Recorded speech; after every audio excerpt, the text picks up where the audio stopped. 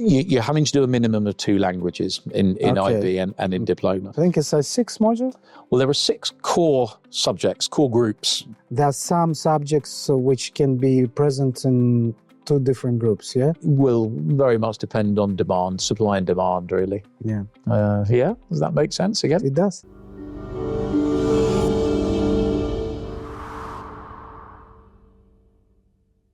Hello there. If you've been searching for a short video that explains the key principles of the International Baccalaureate program and talks about how to choose IB subjects, then you've found what you are looking for. This is Maryadi, experts in international education. We are dedicated to helping young people achieve their dreams, and IB School in Spain, Sotogrande International, is one of our most impressive partners. In today's video, the head of secondary school at Sotogrande is here to explain what the IB is all about. It's an amazing program, but we know it can seem a bit overwhelming at first. Don't worry, we're here to make it simple. Let's get started.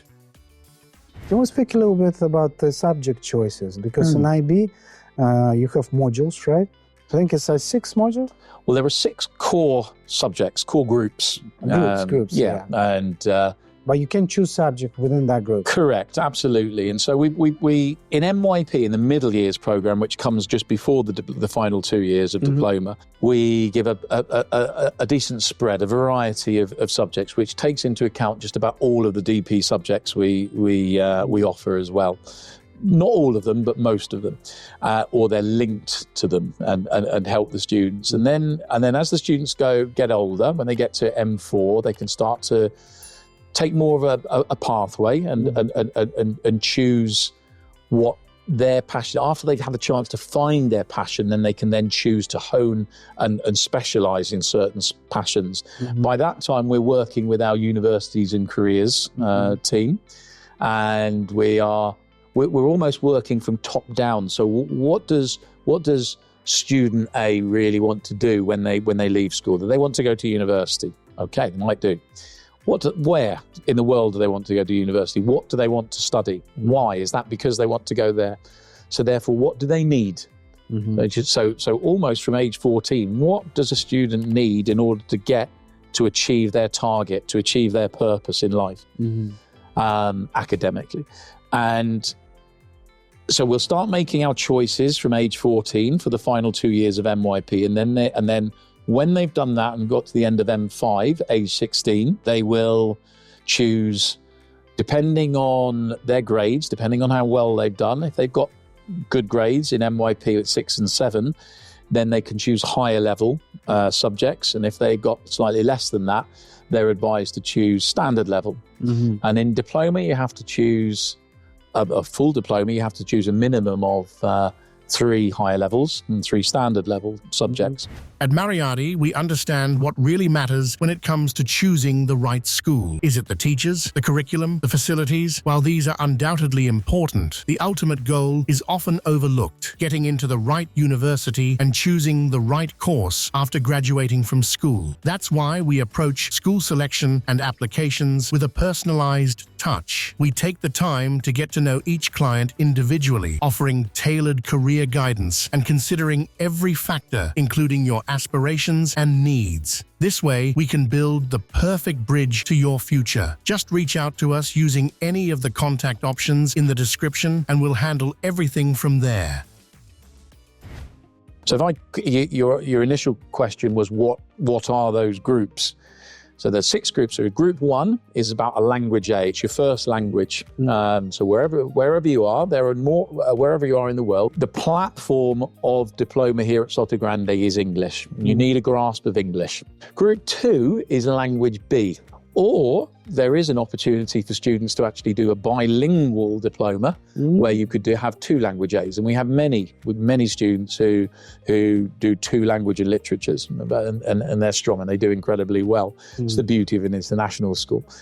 But the standard or the general pathway is to have a language A, then group 2 language B.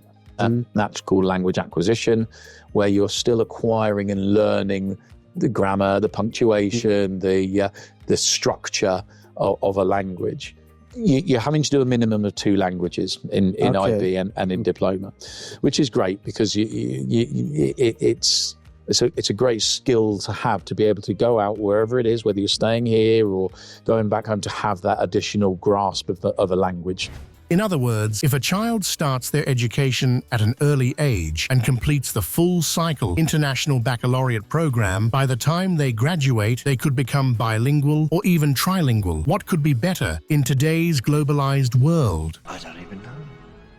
Group 3 is humanities, or individuals and societies, they call it. And that incorporates several subjects, of which you choose one. And it could be business studies or business management, it could be economics, history, geography.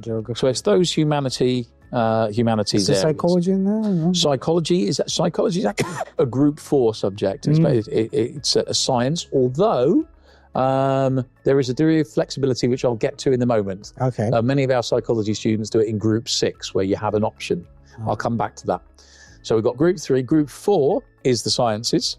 And again, you could choose biology, chemistry, physics, environmental systems. And I think in September, we're also rolling out, and this is the beauty of it being a progressive, expanding school, we're able to offer new subjects quite frequently. So we're offering sports, exercise and health science as well, which it sounds like it's got a bit of practical there, and although it's experiential learning, and it's very science, very theory based. So that's great for students that want to go on to physiotherapy or sports courses beyond at universities. That's a new course that we've seen that there's a very popular demand for, to go with the other ones there. Quick heads up, we've got some other amazing channels full of interviews with students, rankings, and fun facts about international education. Curious about where the British royal family's princes went to school? Or maybe where they filmed Harry Potter? And what about the world's oldest schools? We've dropped a few links in the description for you. Take a look and see all the cool stuff we've put together just for you. Then move on to Group 5, which is mathematics. And there are various levels in the maths diploma. You can do, there are basically 3 or 4 choices that you can choose from that will fit your ability, if we like. So you're comfortable, but also being challenged there. Group 6, as I say, there are various options there. Sometimes you can choose another science. So, for example, if you want to go into being a vet or a doctor or whatever, then you really need to have 2 higher level sciences. So you might choose biology in Group 3, and then chemistry in Group 6. So that's some flexibility there. Yeah, okay. Equally, there are other alternatives like psychology, but we also have a very strong arts program at the school. You may well have noticed as you've gone by. There are numerous students that are film studies is very popular, but theatre studies as well, visual art. These are very popular or growing in popularity as well, and so you have that option as well. So it suits.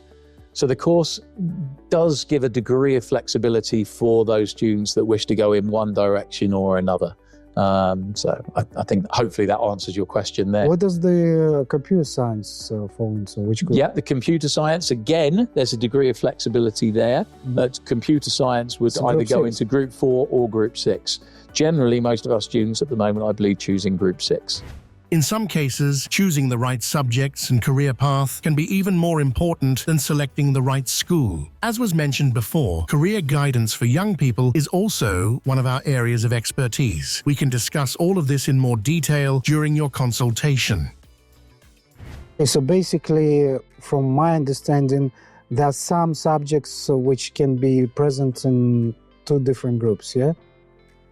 That's right. If there's demand, to offer flexibility. What we tend to yes, to a degree, but obviously if there are only 1 or 2 students wanting to do one, then it doesn't work. We can't do that one. So a lot of it depends on the planning in advance, the looking to see what the demand is, and demand changes from year to year, strangely, and within peer groups and so on, and how things work and historically what's gone right for a particular year, what's just strange how it works. So we're not bound in a tight jacket, but it does give us a degree, and so it does give us a degree of flexibility, but it will very much depend on demand, supply and demand, really. Yeah. Yeah, does that make sense again? It does. It does. Okay. Enjoyed the video? Don't forget to hit like and subscribe so you don't miss out on more cool updates about international education. That's it from us for today. We're signing off, but don't worry, we'll be back before you know it. Bye for now.